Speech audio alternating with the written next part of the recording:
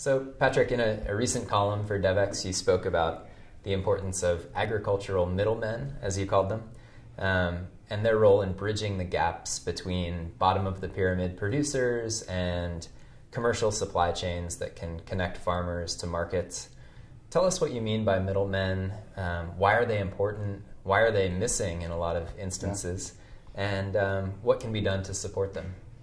Well, I refer to it as the missing middle, and it really is the link between the bottom of the pyramid, both consumers of finished goods, but also suppliers, so smallholder farmers. The constraints are pretty well known, and there are a lot of programs out there by USAID and other donors to address them. Limited access to finance, limited business skills, limited access to business support services. But those problems are particularly acute at that middle range of small and medium enterprises. They commonly operate on savings and borrowings from family members. Sure. They lack access to top-of-the-pyramid suppliers, so they're unable to get volume discounts or adequate supplies of quality inventory, whatever their good or service may be. And they're not usually trained business people. They're usually just of an entrepreneurial spirit, so they lack access to the business support services that would help them develop a business plan, a marketing plan, and operate more efficiently.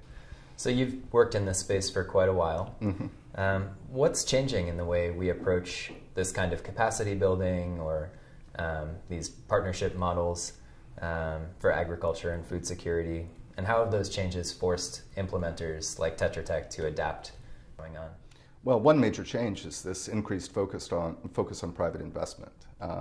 It's something that's been out there for a long time as an interest, but it's taken great leaps towards tangible progress and being built into the design of USAID and other donor programs in recent years. So that exact process of identifying the companies that are interested to invest in the developing world and then translating that interest into tangible steps to help them make deals that result in quantifiable investments that do go all the way down to the bottom of the pyramid, mm-hmm. who are the intended beneficiaries. Too much in the past, as an alternative, or what we're trying to get away from now, it's been project focused. Mm-hmm. And now the challenge is building a sustainable infrastructure in between so that when the project backs out, there are still those profit-oriented businesses there to carry on the task.